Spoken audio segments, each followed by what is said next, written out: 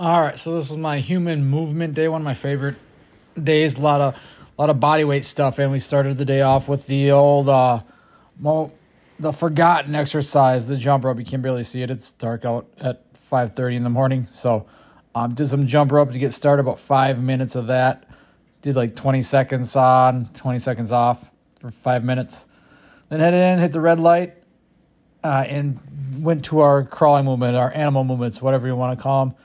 Get on the ground, just move the body through tons of different movements, different patterns, different ways, different variations, from bear crawls to crab walks, and just set the clock 20 minutes, continuous, take breaks if I need them, but had a heart rate monitor on just to kind of I like to keep an eye on that. Just, it's not going to get super skyrocketed in this, and if it does, then I'm really out of shape or just not feeling well or something.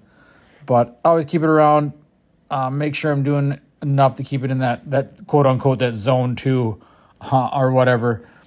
People get so obsessed with the cardio heart rate things, but if you're moving, you're probably doing enough, especially for most people. You work harder some days, get that heart rate up a little bit, and then some days like this, when you just want to move your body and feel good, have the heart rate just at a nice level where you could keep a conversation, not breathing super heavy.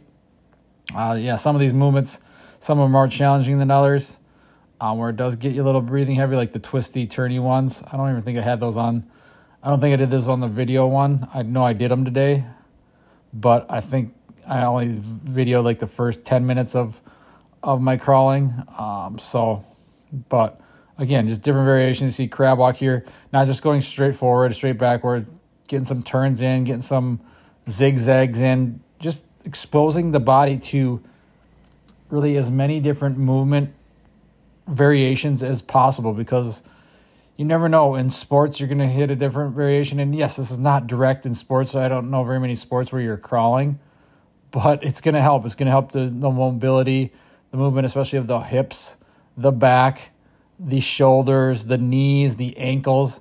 You're going to get all of that with crawling, where you can do the strict mobility drills and stretches. That stuff's perfectly fine. I do a lot of that stuff, but I find my body feels best when I move it all kind of in sync, in coordination, getting it moving together with different crawling variations, rolling variations, animal movement variations.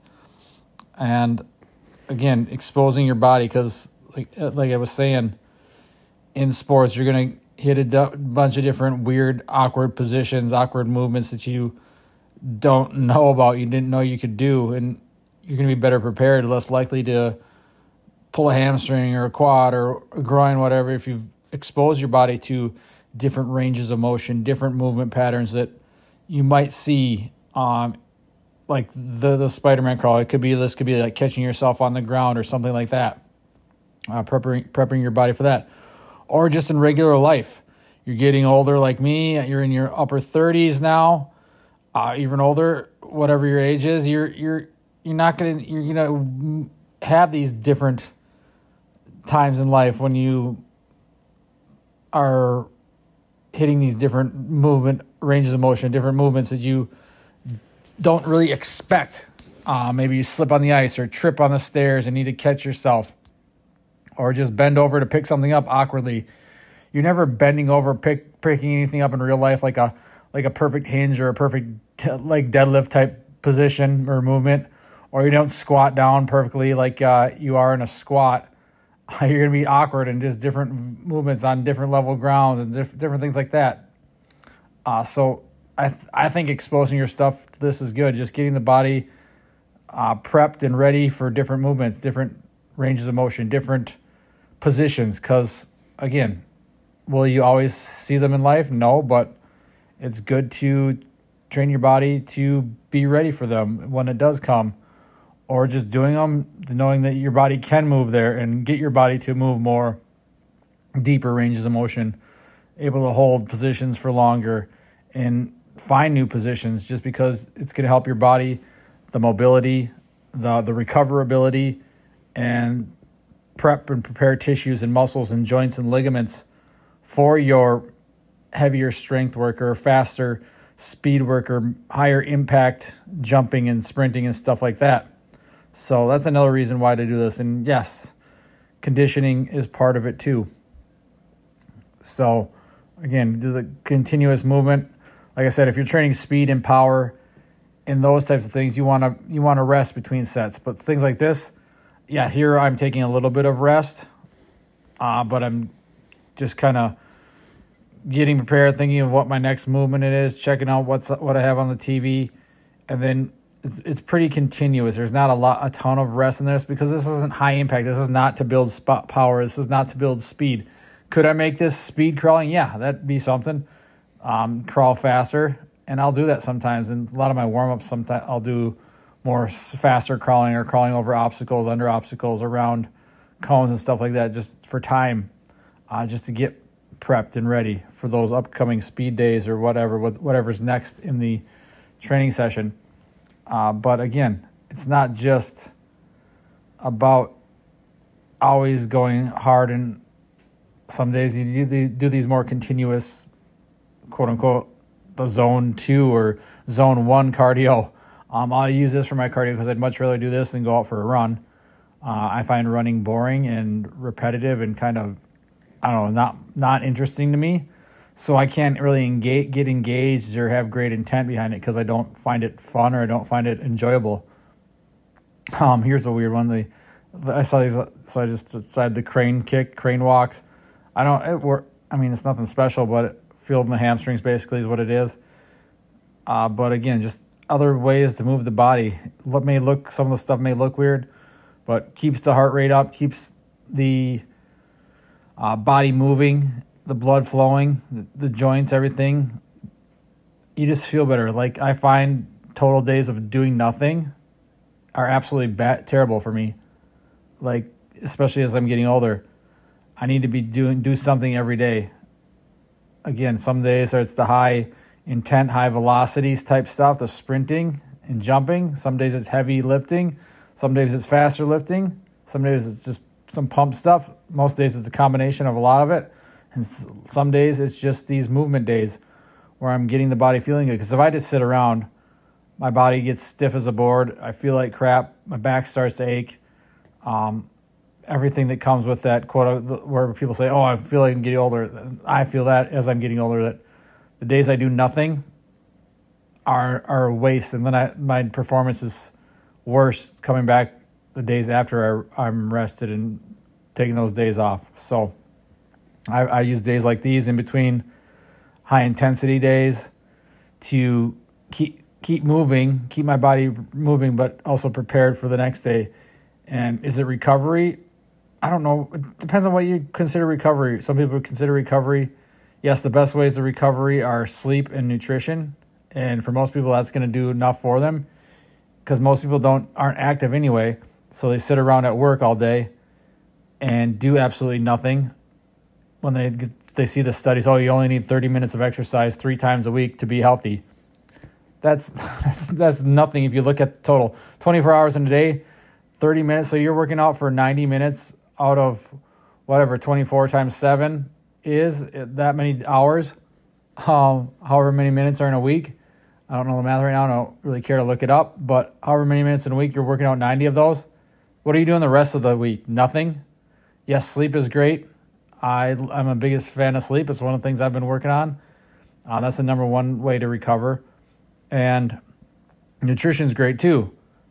But movement is also great. Movement, I think recovery is kind of getting back to a state of normalness or readiness. And I find that this stuff does that for me. So that's why I do this type of stuff and do something every day. Some days maybe it's just a walk or a hike.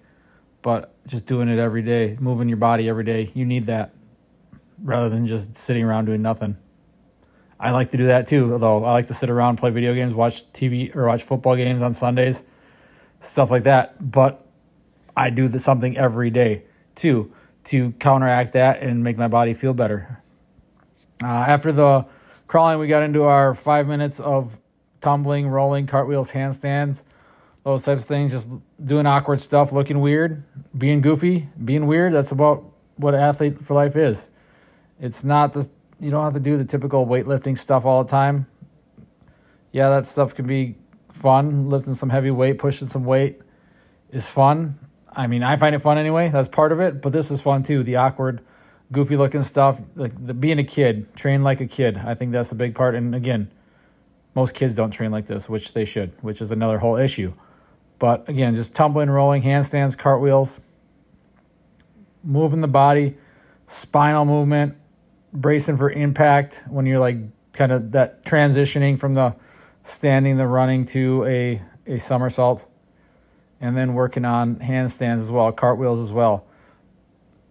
Handstands are actually, I just came across this a few weeks ago probably, that my ceilings are perfect for handstands. I don't need to use the wall necessarily. So I can use, if I do a full handstand, I can use the wall as support or the ceiling as support for my feet and get a good handstand and get some better reps in there as I work to build to the actual handstand. I think I haven't timed it because I'm usually filming, but my longest is probably, I don't know, 20 plus seconds now as a handstand, which is pretty good for me compared to what I used to be able, not even be able to do anything. But you'll see a few of these, I get up straight and use the ceiling as support with my feet to kind of get in that and just hold it for longer. But now it's like more just letting myself, that inhibition that holds me back from like, oh, I can do this, where I'm not going to fall and break my neck because now I know how to tumble out of it and roll out of it. Yeah, sometimes I hit the back of my head and it doesn't feel good because concussion issues from the past. But again, it's just working to get better at something that you're not good at. And that's handstands for me. That's cartwheels for me. So that's what we do that for. So just, again, cartwheels are tough in here just because, again, the ceilings are low. So if I do get powerful, I'll scrape my toes, and I never have good luck with toes. My toes finally, I think it might almost be 100% after breaking it. My big toe, what was that, last March or February? It took forever because I didn't really take any time off, and toes, you can't really do much for them. And then played a whole baseball season and still sprinting and everything. But it's finally, I'm able to bend it, I think, full range, and there's no real pain anymore, so which is a good thing. So just hitting it. But my luck would be that I'll hit it on the ceiling again or break it on the ceiling, because I broke my little toe probably 2 years ago now. So not the best issue in toes. That's probably one of the issues why one of the problems with training barefoot so much is you're more likely to stub or break a toe. But I am stubborn like that, and I like to train barefoot most of the time, especially inside. So, but that's what we do. So again, working on these handstands, tumbling out of it, and just letting the spine, letting the shoulders. I find that's what's good for those. Getting that overhead position doesn't mean a barbell or dumbbells all the time. Can mean handstands, hanging, rolling, those types of things. So again, hitting the handstands, hitting the crawling, about 5 minutes of this. Then we transitioned into 5 minutes of ring work.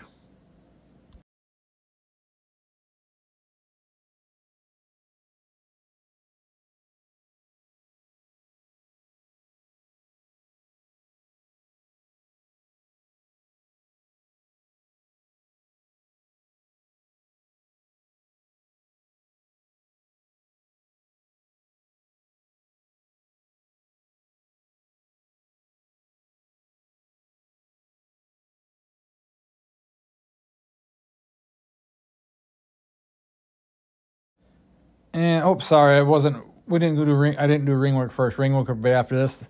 I decided to do the limbo today, so don't have the music. Try to do limbo. As you can see, as I said before, another thing that I'm not good at is bending my spine. And this was a way to do it, a way to work on it. Just kind of gamify things more. Try to bend the spine. I can get pretty good there. Then it's just that one spot where you hit. It's like, oh, my legs don't want to move anymore. I don't want to walk anymore because I'm bending so far back. And my nose is about to hit the hurdle.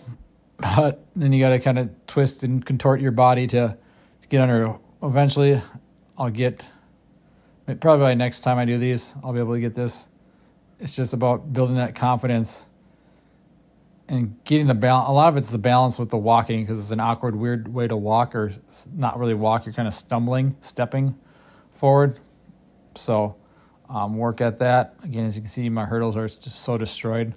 One of them is about 10 inches lower than the other one, just because it's so broken. So that's the one, yeah, you catch yourself, and it's the whole walking. It's just that awkwardness, and it's building towards it. Again, we work at things we suck at. That's why I do them. So the limbo is another way to, not just a dance craze from, I don't know, whenever the limbo came out, 70s, 80s, and 90s, I don't even know, older than me. But it's also a good back movement, back training. So back mobility work. So do the limbo if you want to train your spine. That one was better. I had to duck a little bit at the end. But here we go with the 5 minutes. I sped it up just because probably getting sick of listening to me talk. 5 minutes of ring work, just spinning, tumbling, dipping, holding. Again,